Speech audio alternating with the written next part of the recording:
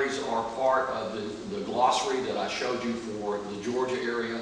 Typically, it has morphed or changed into a utility service area because a UGB, urban growth boundary, sounds restrictive. It doesn't sound warm and fuzzy.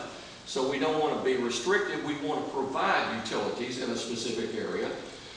Outside of that area, you don't get any natural gas, you don't get sewer, you don't get electricity or water, any of the modern conveniences. So beyond this point, the property value falls because you have no viable means of selling it to anyone. Nobody's going to be interested in a parcel of land without power. On the inside of the UGB or utility service area, the value of property is going to go through the roof because there is a shortage of land created by local ordinances. This has already occurred in Portland.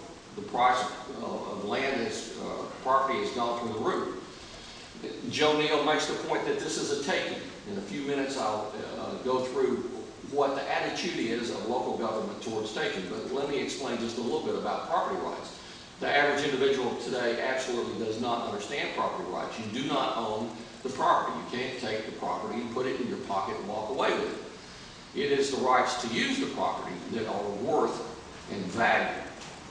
And if we don't understand what those property rights are, we can't protect them. We can't treat one another as you would treat yourself. You know, the golden rule applies to this. Property rights are not protected because you have a law in Montgomery, in my state, that is written to protect property rights or from the federal government. It's protected by the individual knowing and understanding those rights and being willing to stand up for them. Now, some of the property rights are, of course, to subdivide, which then plays into the right of inheritance. To build, the right of inheritance, which in Shelby County is only 5 times. If you have 6 children, you can't subdivide. The right to utilize your property as you see fit. Now it is important to note, and this is again from the comprehensive plan, it's important to note that the courts have been very clear on this last issue. A taking does not occur simply because a regulatory action may impose limits on the use of property. We're talking about a regulation, we're not talking about an ordinance enacted by local government, and that it will, I hope in a very few minutes, come to bear, and I'll explain that a little further. The taking clause is often misconstrued as a prohibition against any regulation that either decreases property value or prohibits individuals from doing what they want to on their property. The loss of potential market value is not enough to trigger a taking claim. So if we take every right you have and leave you one, for instance, the right to walk on your property, you don't have a legal right to sue us. And that is the attitude that is prevalent in every comprehensive planning across this country. Every landowner, every developer, every government department and appointed official must understand the tools and implementation process incorporated in this plan. Now, we were asked in a meeting in Shelby County, what is a developer? What's the definition? And a developer is anyone that builds a structure on their property. It is not someone that builds a 100-home subdivision. Backdoor taxation. Examine and modify the current monetary practices so we can increase and capture more revenue. Explore means and methods that will be tax neutral. We don't want you to feel like you're being taxed, so we incorporate impact fees, bonding assessments, and development fees. And I'm quite sure another source of revenue would be fines for non-compliant residents. The rural area shown in green is actually going to be allowed to have one house and one outbuilding. Now, the important point here is not that it's one house and one outbuilding, it's the fact that they have the right to say how many homes or structures may be built on that property. The number could be 0.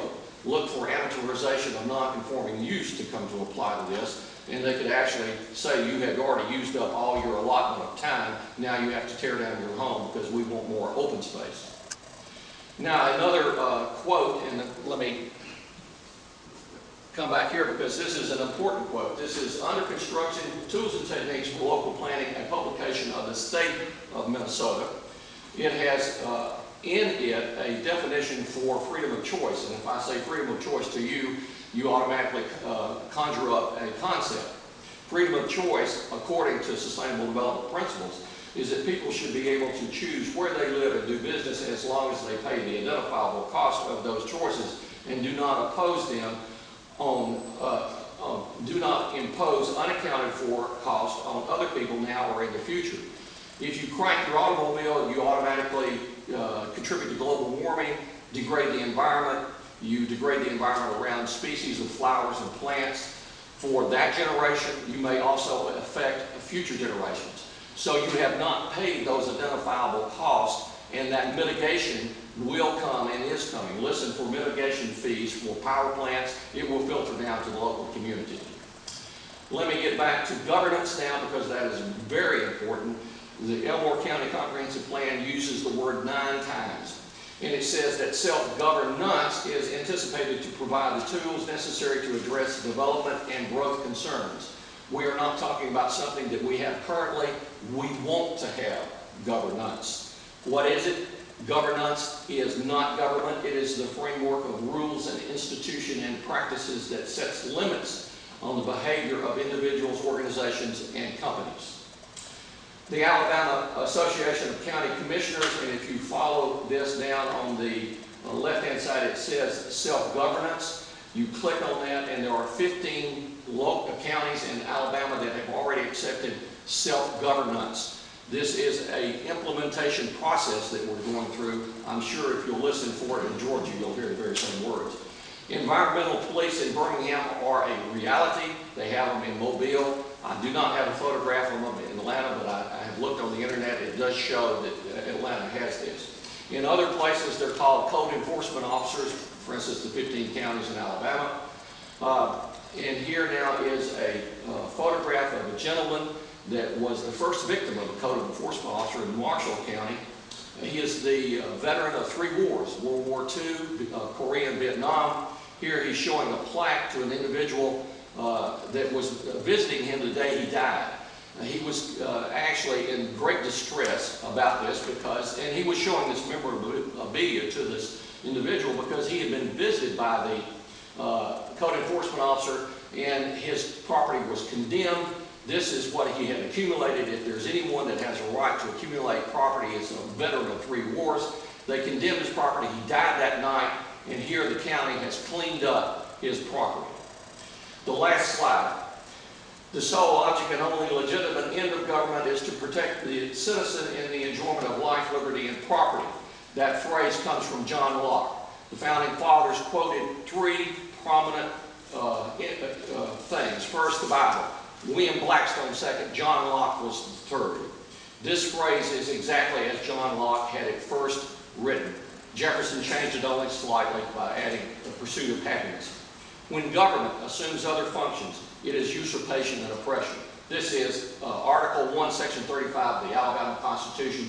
When you go and listen to candidates, ask them what is the object or purpose of government. That is one foundational question that you can ask to determine what their positions are. And I thank you.